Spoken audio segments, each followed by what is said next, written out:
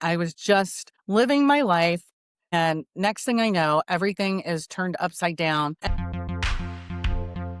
If you're a Gen Xer, you are probably having some of the same conversations that we are talking about on this channel.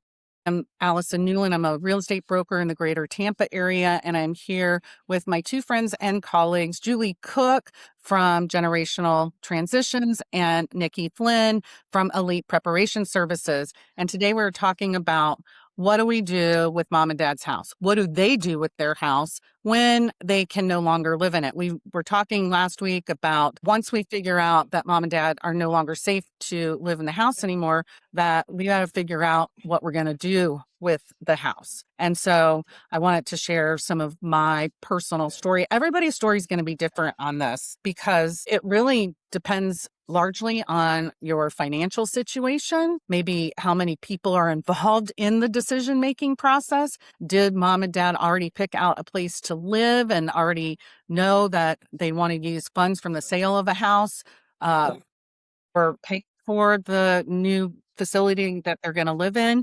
Or maybe they're going to move in with you. So there's so many different things that come into play and determine how fast you have to act. So what I find, though, even though I am in the real estate business, when I had to deal with this with my own mom, it was almost paralyzing because you can't just, it's happening at the same time, right, guys? It's all happening at the same time.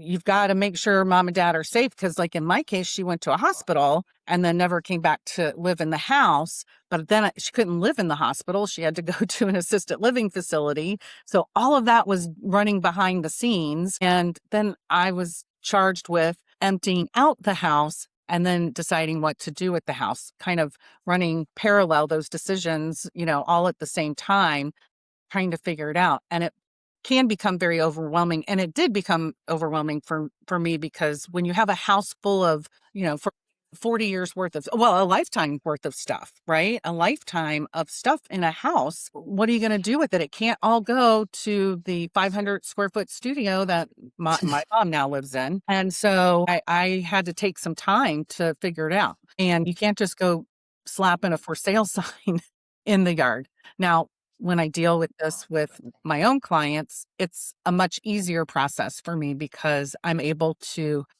not be in the emotion of it. I have empathy for what's going on, but I can see a clear path from A to B.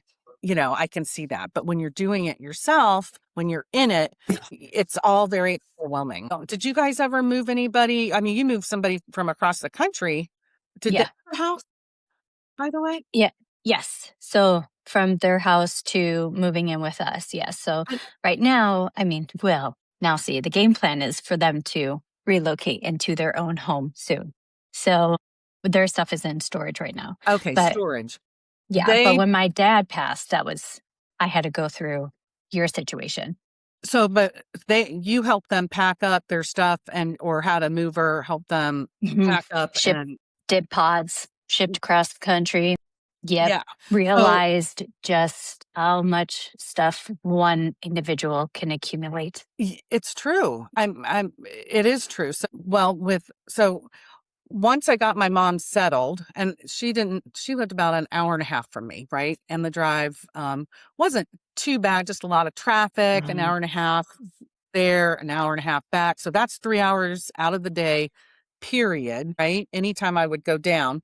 And then not knowing where to start. I guess for me, what I did was, what is she going to need in her new place, right? And so I worked on that first, and because there was no point in asking anybody to help, like an estate sale person to come help at that point, because I didn't know what we needed to get rid of yet. I just needed to find out what she wanted. And we did make one pass through one time with her. My daughter helped me, and we brought her back just for a very brief time before she went to her new place, go through a couple of things and pick out some clothes and stuff like that.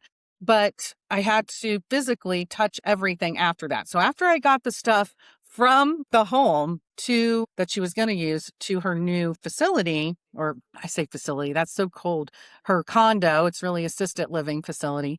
And got that set up for her. Then I could start to whittle away. And, people keep things in their homes that maybe have sentimental value, right? So the Mhm. photos, there's always furniture that could be basically just junk. I mean, it looks nice, but nobody wants it. And Mhm.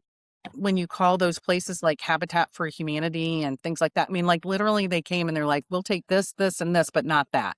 So then I had to go, okay. And the Facebook Marketplace stuff, I mean, that's good for a one off thing from time to time, but I think people go on there just to mess with other people because they'll Yeah. say that they want something and then they don't show up. Have you guys ever Yes. had that happen?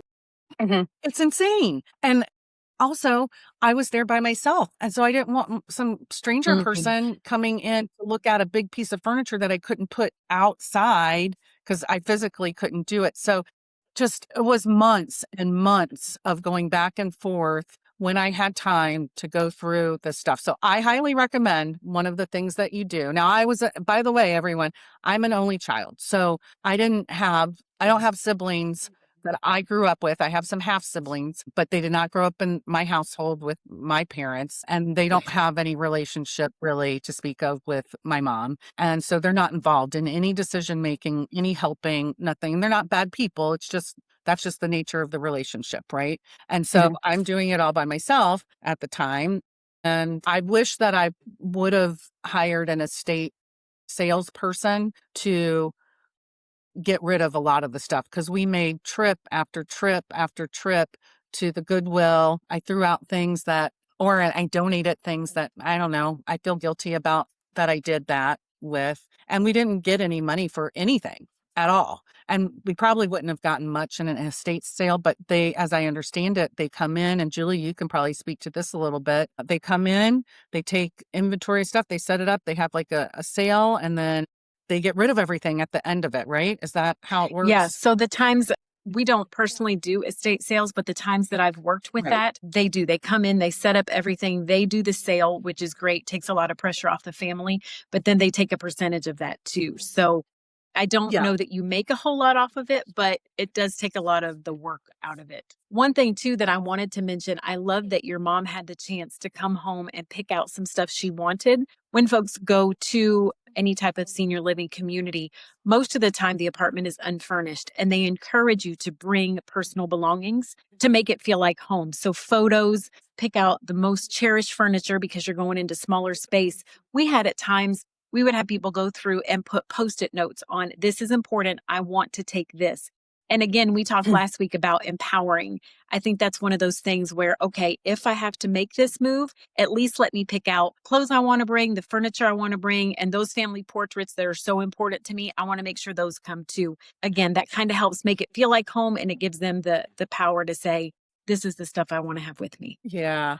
I will say that that's one of the things that was really hard. It was hard for me, but I know it was hard for her. And I still hear about it today. Like she'll just out of the blue ask me where the such and such is. And it's been 2 years. And it was a old metal filing cabinet, like the old style metal filing cabinets. And the stuff in it was papers from a long, long time ago. Like I don't know what the obsession with keeping a lot of these papers were, but I did. I looked at every single thing and I got rid of a lot, but I didn't get rid of photos or anything like that. But the file cabinet, I don't have a place for that. People do digital storage now, right? Not file cabinets storage. So there's not really, you can go anywhere and you'll find those a dime a dozen if you wanted to find a metal storage cabinet. So it wasn't, so anyways, she asked me about it like it was a piece of gold, and she goes, well, we could have got some money for that, Allison, and I know part of it is just frustration because she wasn't part of that process,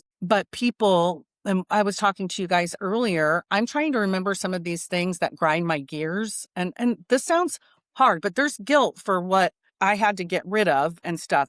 I don't want it to be a pile on to me for it or you or anybody else doing this. So yes, if you can do the sticky notes, they can be involved in advance. Sometimes situation is they end up in the hospital and everything moves really fast, and they don't come back. And so this is why you should try and do these things ahead of, but if you can't, just try and remember when you get to that age that your kids later, like my kids, I don't want to make them feel bad for having to make decisions like I feel bad for making decisions. I had to empty out that house because now we're really talking about what we're going to do with the house, right? But you got to get rid of all the stuff in the house before you can really either rent it out or sell it, essentially, or maybe a family member moves into it. For me and my decision, I decided to rent out the house and to offset her living expenses. My mom has a very, very modest savings. I'm very concerned that if we tap into that, it will be gone in a heartbeat, paying for her care. I cannot care for her. I'm not equipped to care for her. My house has stairs. My house is not safe for her. Like I can't mentally or physically do that. That's not a viable option. She has to be somewhere where someone takes care of her. So we have to figure out how to pay for it. Luckily, she has long-term care policy, so if your parents have that, that's a blessing. But the rent could offset the expense. If I sold the house, and this is what was going through my real estate mind, if I sell the house, okay, it's not a fancy house. Maybe I get like 300, 350 for it. It's just a very modest house, concrete block, old Florida house. How long would it take her to run out of that if she lives another 10 years? And it would go in maybe 4 years. Like she would run out of that money pretty quickly. So renting out the property to offset with the long-term care policy, that initially covered the entire amount of her stay. But now the rent has been increased for the last 2 years that she's been there. And so now she's using some of her Social Security income and some interest from like a CD or something that she gets once in a while or something. So we're able to manage it, but the long-term care policy is going to run out in another 2 years. And the tenants that I got into the house, by the way, that's again, being in real estate, you think that's easy. I don't do property management. And so you can do it on your own, which I do not recommend, or you can hire a company that will manage the property for you. That's going to cost you money. But I got lucky because a neighbor's adult daughter and her husband said, "Oh, we want to move in to your mom's house. Would that be okay?" I said, "Great." And they paid their rent on time. They kept the house pretty nice, but they're moving out. So now I have to now get a new tenant. And that's going to happen at the end of May. And I'm not sure what I'm going to do because lightning doesn't strike twice, right? Like, am I going to get a good tenant like that I can trust? Or am I going to get someone that's going to come in there, take occupancy, and then not pay the rent on time if I'm managing it from an hour and a half distance? So I'm looking into hiring a property manager down there, and they take your first month's rent and then 10% of every month's rent going forward. That's going to dip into the amount that covers for my mom's stuff. Now, I'm still not ready to sell, and especially not in this market, because right now the real estate market is tough and she wouldn't get highest and best dollar right now. So those are decisions that I've had to make, and I'm comfortable that I've made the right decision, but I help people when they tell me what's going on in their situation. Because again, maybe your parents have more money set aside for this. Maybe they have a nice pension. Maybe they don't have to worry about paying the assisted living facility. But then there's the other thing, and I know, Nikki, you know about, which is kind of a scary thing, where when you really don't have any resources and the government has to take your house basically to pay for care. Yeah, that's like what Julie was talking about, was basically the Medicaid part of it, the long-term care Medicaid side. Anytime that the federal government needs to step in, it's not going to be without cost. And I think there's a misconception out there when it comes to people having an understanding of what it actually means for the state to step in. Sometimes facilities and hospitals are a little bit too eager to quickly qualify somebody for Medicaid just because they're purely lazy and not wanting to look at additional avenues or resources or to even find out the correct information about the client.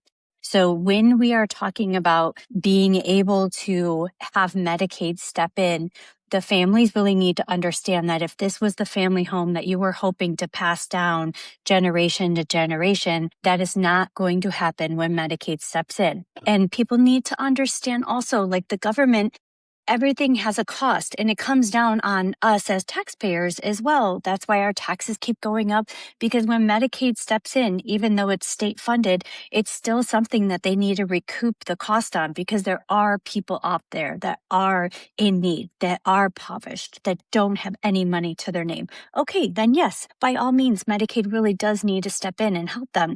But if you have a home and you have savings and you have all these other avenues, and now you want Medicaid to step in, that's not fair to the people that are actually having to pay into these things. So what they will do is Medicaid will come in and they'll help. And then when that time comes and you pass away, they put a lien on the property. And that lien is from the federal government that says, at the passing of this person, the sale of this house is to pay back the money that we put forward to care for this said individual. So sometimes it's a fraction of what the house is worth. Sometimes it's the whole amount of what the house is worth. Depends on how much care they're providing and how much they're stepping in. So people really have to have an understanding of what that means when they think, oh, Medicaid's going to step in. Oh, my mom qualified for Medicaid, so it's okay. No, it's not. Well, so So if mom leaves the house to go stay somewhere and uses Medicaid, they're going to sell that house right then. No?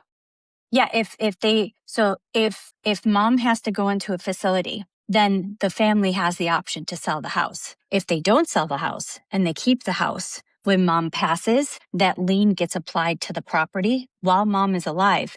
The letter gets sent when mom passes that says, you owe us X amount of dollars. See, I've had clients that I got the call, we have to sell the house because the only way this facility will accept us is if we relinquish all of our assets. So they're doing their due diligence. Not a lot of places will. They'll just get them qualified, especially if there's a surviving spouse. If there's a surviving spouse that's living in the home, you can't sell the house. No, Like but both of there's them still went. somebody living in. Yeah. So if it's just a single parent, then yes, then they will advise you need to spend down everything.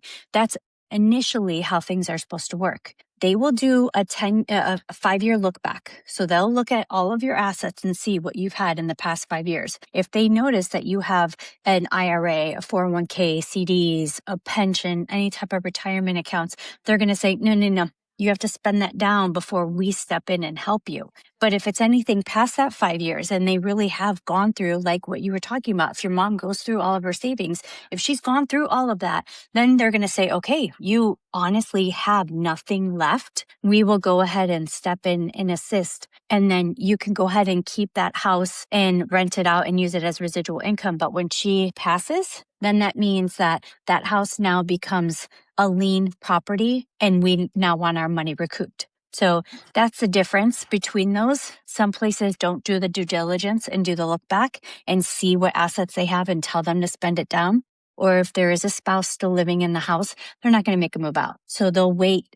They'll put the lien on the property. They'll wait till that person has passed. And then they're going to say, okay, now the house needs to be sold. We need our money recouped. One thing to think about with that too, Nikki, is there are communities, senior living communities, that accept Medicaid and will do that, will allow a senior to spend down and then qualify for Medicaid. The benefit to that is they don't have to move. If a senior moves into a community planning to pay from the sale of their home, from the rent of the home, that's fantastic. But if you run out of money, then you're going to have to qualify for Medicaid and move. So one thing to consider is, does the community accept Medicaid? Or if they don't accept it right off the bat, if someone lives there, will they grandfather in people who have lived there and who need to switch over to Medicaid? Just something to consider. When I had to jump in and decide what it was that my mom was what we were going to do with my mom's house, we had to very quickly get some paperwork done. And we talk about this in other videos that I will pop one of the videos up here. I think it was about the power of attorney. Actually, I did not have any power of attorney. I just was in the will. So there was a will, but no power of attorney. And it certainly wasn't listed on the property at this point. So we had documents drawn up very quickly, and I was able to, with authority, go ahead and rent out the house and all of that kind of stuff. Although that didn't happen for months later, I did get the documents done very quickly because I didn't know what was going to happen. And we're not saying that you shouldn't speak to a financial advisor or an attorney. We're not saying that at all. That, that we are not tax people, we are not attorneys. We're just expressing our own experiences and then what we do for, to make a living, to put food on our tables, helping people find the senior living facilities, helping people come up with the entire, basically, estate planning packet of documents all in one place so it's easy for everybody, or just figuring out what to do with the house. Because maybe you're watching this and you're on the other side of the state, but you don't know who to call over there. We might have contacts because we've been in this business for a while. So we know people, but Nikki can do stuff statewide. Julie probably has contacts of people different places in Florida, and I most certainly do. I know realtors all over the state. I read an article uh, about somebody who said, I'm going to keep my house for my retirement, but I want it to move into something else, right? So they moved into something else. And they kept their little house.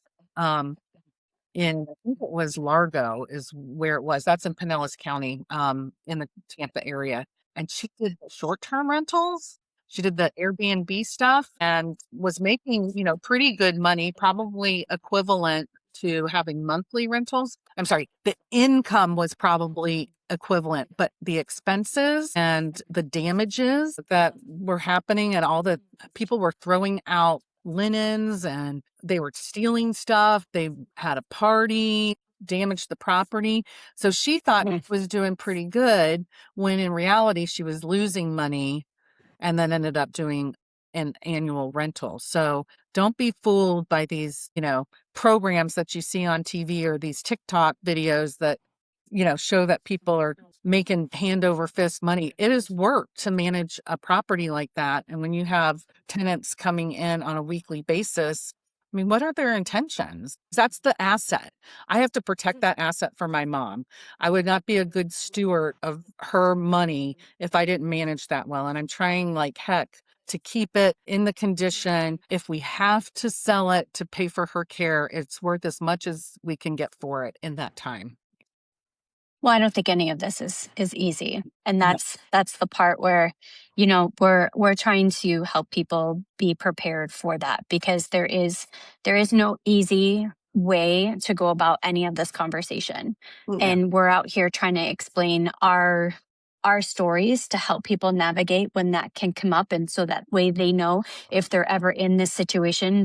There is no how to. And even in my estate planning that I do, I try to give all of the clients as much information as I possibly can, but it's every single situation is going to be different. So Every it's all single about, situation. it's just about, what you can do in that proper time. But if you have multiple siblings and there's going to be infighting, and it just makes things more complicated, what it boils down to is, what is the best decision for the parents? End of story. Full stop. Nobody else needs to Yeah. be bickering about, I want this. And no, I mean, and that's where we minimize that with doing proper estate planning, because then once those documents are in Yeah. place, but Well, we we're a need to be. buffer. We act like a buffer as well for those situations because while it was hard for me doing it personally and I didn't have infighting, it was just the physical having to be there and have to do it myself and make the decisions. I didn't have infighting. But when I'm working with somebody else, I can be that buffer between the two Mhm, brothers and the sister that's up in New Jersey or whatever. mhm. It's sometimes easier to talk to a stranger that becomes a client and a friend than it is to your siblings because of whatever life experiences you've had together. Um, And you're neutral. Yep. a And neutral party, a they neutral party.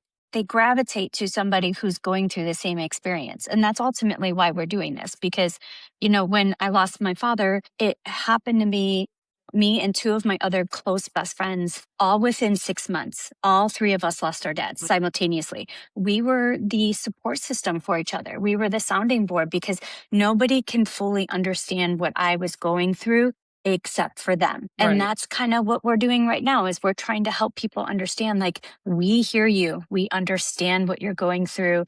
My other friends might not get it, but we do. And we're just trying to be here to help because each one of us offer a different scenario and a different outlook on things coming from different perspectives. But ultimately, it's going to be a hard road. Nobody's sugarcoating this. It's not all rainbows and unicorns. We can just try to make it as easy of a process as possible. That's true. And I will say that renting out, I'm not sure if I shared this story with you. I'm going to make it very, very quick, but like you really you don't have to allow pets in your rental. If you decide to rent out, you don't have to allow pets. However, I'm a dog person. I understand more people have dogs than kids. I think it is like there's a stat now. Their dogs are their kids. Come And on. they are their kids, right? You have to at least consider it. But also, for some reason, renters withhold information from their landlords. And I was doing the walkthrough with these tenants before they took possession of the home. So they were there and they had a little girl with them. She probably was in about, well, let's say maybe 4th grade or so. And she was the husband's daughter from his previous relationship. And that's important to this. Because so we're there, they have 2 dogs that are going to be on the lease. It's not a problem. And I say, as we're walking through, I say to the little girl, I say, isn't it exciting? You get to have a yard for your dogs. And she says, yes. And my rat too. And at that moment, her parents went like this and I went like this and she realized, oh, you know what? I mean, if she could have said OSHIT, she was too young to say it. And like, it just, everything froze in time for a second. And I said, a rat? And the dad goes, yeah, I was going to talk to you about that. Well, she has a rat. It's a pet rat and she's going to go live with her mother. She's just going to be with us for 3 weeks. And then she's going to Georgia to live with her mother. Now they're supposed to move in like 3 days. So I'm like, all right, let me think about this. Like, I don't know it never would have occurred to me that somebody would have a pet rat. Never. I would take a rat over a On the snake. lease, and we've talked about the pet deposit and you know I have why? one. Because it's not something people want in their house. I have an old house. I've had rats in my old house before, and to get rid of them is terrible. Like, it's terrible. And I can't even believe I just said that I had rats, but I did have rats in my attic, and it's Horrible. I don't want a rat in that house. And I said, okay. But after, when she leaves, it goes with her. Now, I don't know. Did the rat come back? Has she come to visit back with the rat? I don't know. But you know what I know? I had to put it out of my head. I had to get them in that house. And I never ever told my mom about it because she would have had a damn heart attack. And Need so, to know basis. anyways, be prepared because you're going to get lied to. And that's why, when we say neutral party helping you, I needed a neutral party helping in that situation. Perhaps the property manager would have been nice because they would have asked me about it. And I probably would have said, well, what's my alternative? Have them move in 3 days or wait for however long to get somebody else through the approval process and into the house while I need that money to offset my mom's living expenses. Just bring a kid along with you when you interview a tenant and they'll tell you everything. Problem solved. I know. Not easy things, but that's what we're here for. Our information is in the description below. If you want to reach out to us, ask us any questions, and don't forget to subscribe.